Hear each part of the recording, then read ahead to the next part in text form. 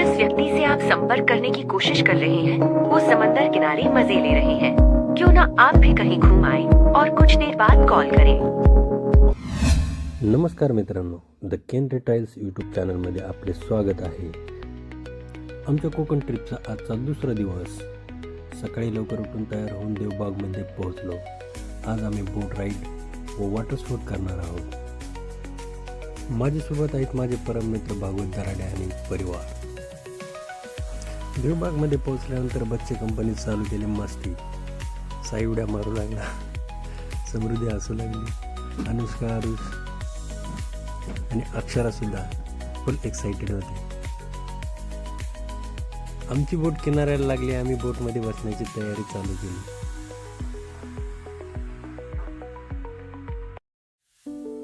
Finally आमच्या बोट राईडला सुरुवात झाली आहे। एका बाजूला कर्ली नदीची खाडी, देवबाग बीच आणि दुसऱ्या बाजूला आहे तो अरबी महासमुद्र। हे दिसणारे निसर्गाच्या सौंदर्याचे शब्दात वर्णन करण्यासाठी शब्द अपुरे पडतील अशी चारी बाजूने डोळ्याचे पारणे फेडणारे सौंदर्य दिसत आहे। समोर येतो ती शांत निवती बीच आणि गोल्डन रॉक। गोल्डन रॉक पाहताना आपल्याला आपण एखाद्या हॉलिवूड सिनेमामध्ये असलेले दृश्य पाहतो असे वाटते। काही अंतर समोर जातो तेव्हा आपल्याला अद्भुत दृश्य पाहायला दिसते। आम्हाला एकदम जवळून डॉल्फिन पाहायला मिळाले।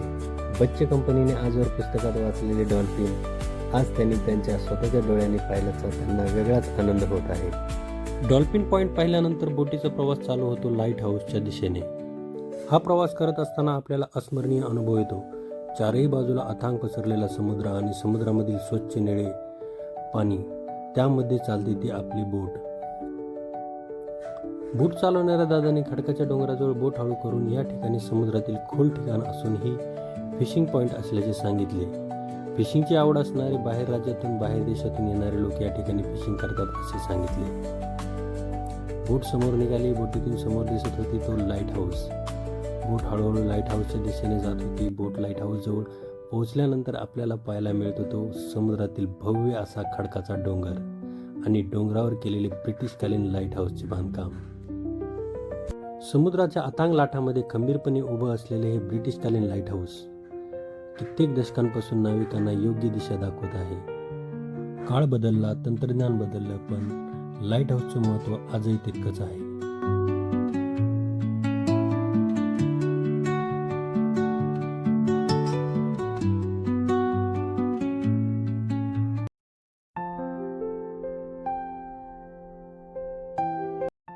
लाईट हाऊस पासून समोर आल्यानंतर आपल्याला दिसते जुने लाईट हाऊस।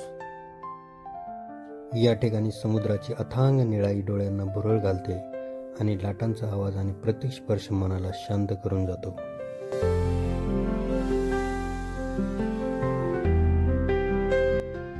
जुने लाईट हाऊस पासून गोल चक्कर मारून आपण पोहोचलो आहे ते आजच्या आपल्या ट्रिपचे महत्त्वाचे आकर्षण असलेले ठिकाण।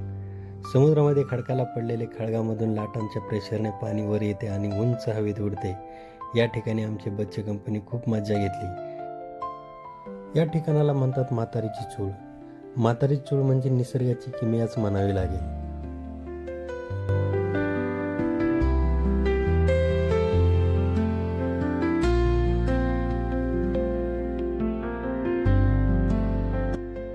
म्हातारीची चूळ पाहिल्यानंतर बोटीचा चालू होतो परतीचा प्रवास।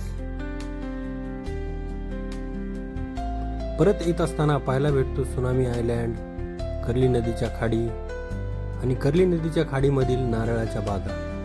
या ठिकाणी काहीसे केरळच्या समुद्र किनाऱ्याचे दृश्य पाहिल्यासारखे आपल्याला जाणवते।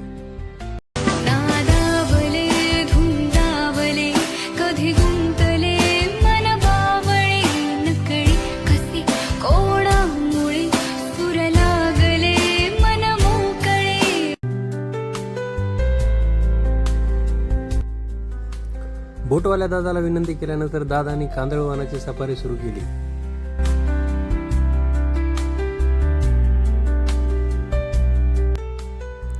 कर्ली नदीच्या खाडीतील आपल्याला ही कांदळवन दिसत आहे। समुद्र किनाऱ्याचे खरे रक्षक म्हणजे कांदळवन। कांदळवन हे खारफुटी वन म्हणून सुद्धा ओळखले जाते। कांदळवन वृक्ष हे मासे, पक्षी आणि जलचरांना सुरक्षित अधिवास देतात. कांदळवन निसर्गाने समुद्र किनाऱ्याला दिलेले एक अनमोल संरक्षण कवच.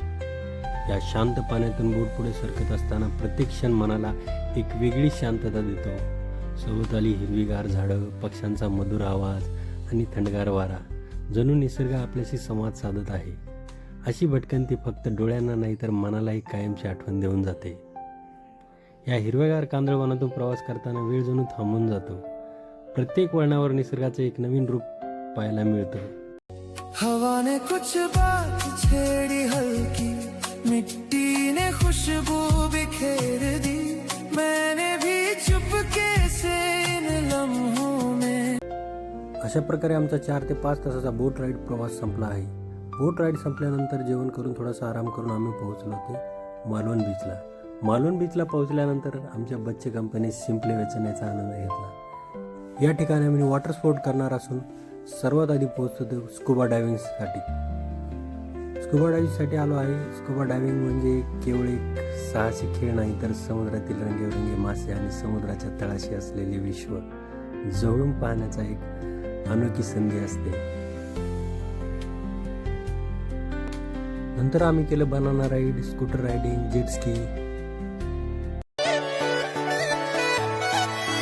मतलबी हो जा जरा मतलबी, दुनिया की सुनता है क्यों, खुद की भी सुन ले कभी. मतलबी हो जा जरा मतलबी, दुनिया की सुनता है क्यों. या सर्व राईड झाल्यानंतर आता वेळ येते खरी थ्रिल अनुभवायची. आपल्याला बोटीमध्ये समुद्रात नेले जाते आणि पॅरासेलिंगने आकाशात सोडले जाते. त्यावेळी वेगळीच मजा अनुभवायला भेटते. आयुष्यातील खरा थ्रिल येथे अनुभवायला मिळतो. या ठिकाणी आपल्याला भीती आणि आनंद यांचा संगम अनुभवायला मिळतो. प्रत्येक उंचीबरोबर वाढणारा थरार, चेहऱ्यावर येणारा थंडगार वारा आणि उंचीवरून दिसणारे समुद्राचे रूप हे मनात भरून राहणारा आनंद अनुभवायला मिळतो. बस्ती की बस्ती को तू ये हुल्लड़ का हैंडल दिला, टेंशन की आंटी को भी जनी की फैनी पिला, मच मच की मौसी को बोल चखने में काजू खिला, अरे टसल को मसल के तू फिसल पे दुनिया हिला. मी वर गेल्यानंतर भागवतरावांनी प्लॅन करून बोटवाल्याशी जास्तीचे वाढवून पैसे देऊन त्याने मला डीप करायला लावलं. त्या ठिकाणी उचलून मला पाण्यात आपटत होती, नाका तोंडात पाणी जात होतं, पण मजा मात्र वेगळीच येत होती.